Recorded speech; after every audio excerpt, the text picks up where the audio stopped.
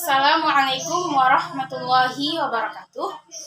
Saya Riyadhatul Muna, mahasiswa Sains dan Teknologi, Prodi Biologi dengan nomor induk mahasiswa 190703007.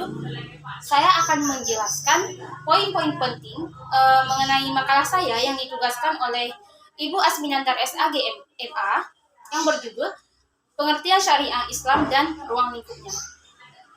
Adapun poin penting yang pertama adalah hukum Islam.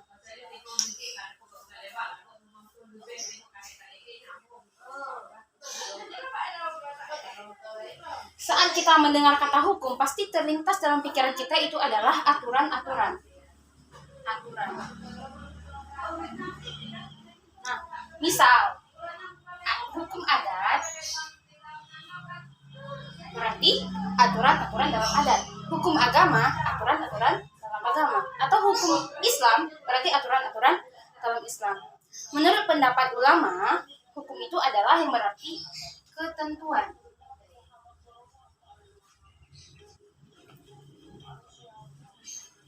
Hukum adat berarti ketentuan dan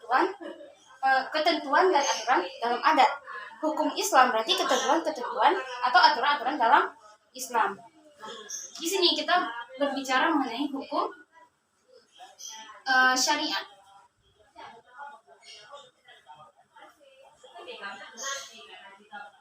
Kita harus tahu dulu hukum syariat berarti apa itu si syariat ini. Syariat ini adalah si pembuat hukum, yang membuat hukum. Jadi, hukum syariat adalah ketentuan atau aturan-aturan yang membuat hukum. Nah, di sini kita akan menjelaskan misalnya hukum syariat. Itu aturan-aturan. Syariat itu adalah yang membuat hukum atau si pembuat hukum. Jadi hukum syariat adalah ketentuan-ketentuan yang membuat hukum untuk si orang yang terbebani dengan hukum atau disebut juga dengan mukallaf. Jadi hukum syariat itu adalah ketentuan yang membuat hukum terkait mukallaf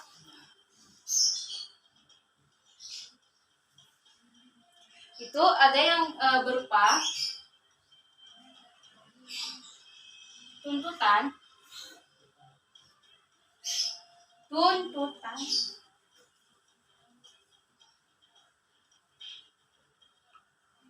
pilihan,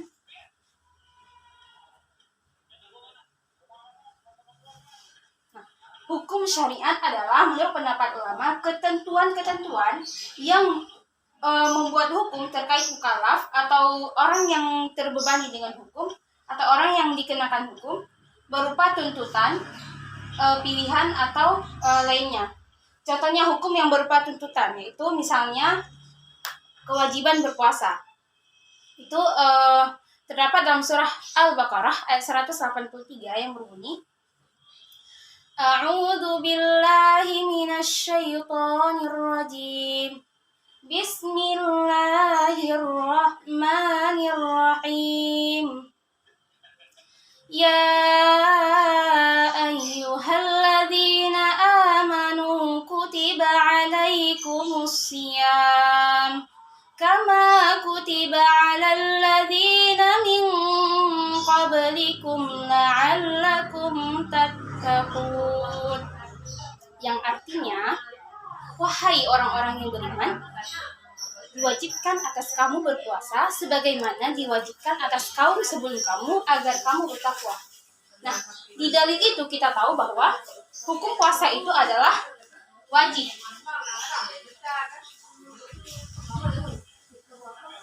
Arti dari tuntutan, artinya mau tidak mau wajib.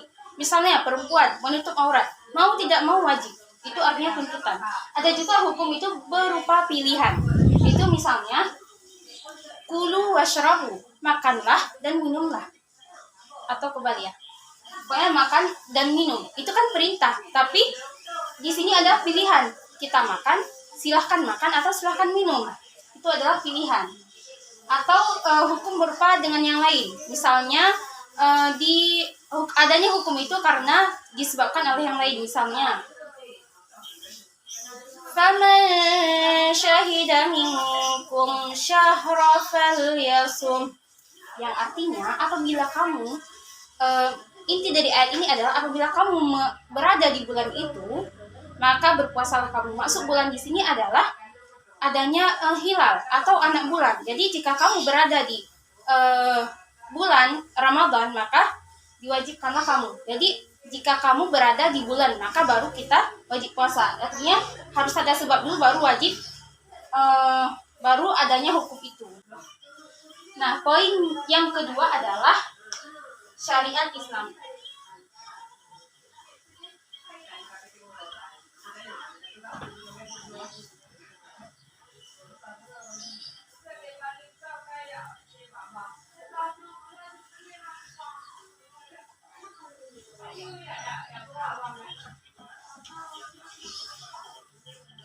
Secara bahasa, syara itu berasal dari kata syara yang artinya jalan.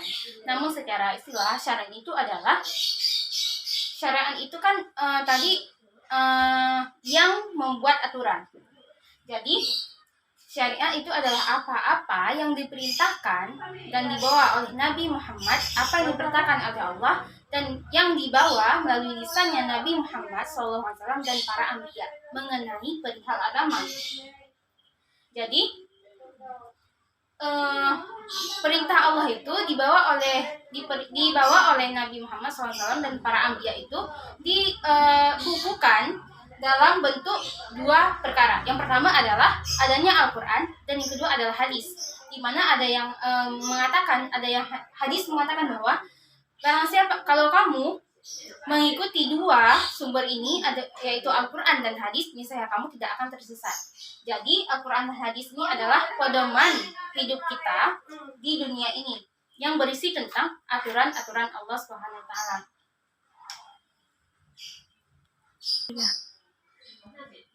Jadi syariat Islam itu adalah hukum berdasarkan aturan Allah, berdasarkan kitab Allah dan sunnah Nabi. Kitab Allah yaitu peraturan Al-Quran Karim, dan sunnatullah adalah hadis Nabi. Yang poin terakhir adalah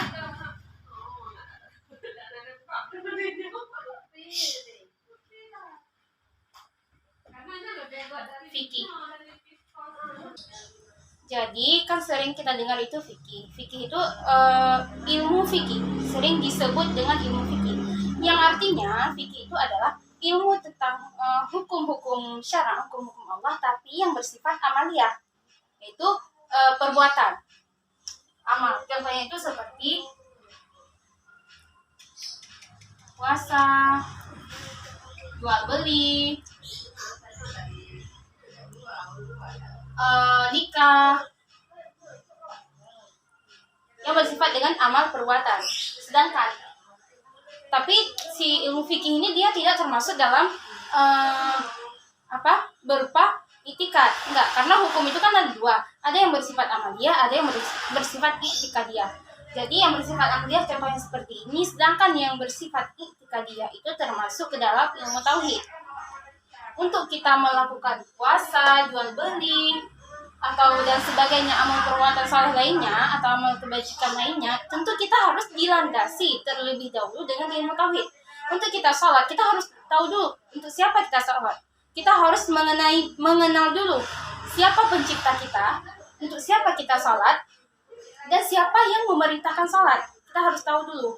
Misalnya tauhid kan mengenal Allah. Kita harus mengenal Allah dulu, baru kita bisa berpuasa itu karena Allah.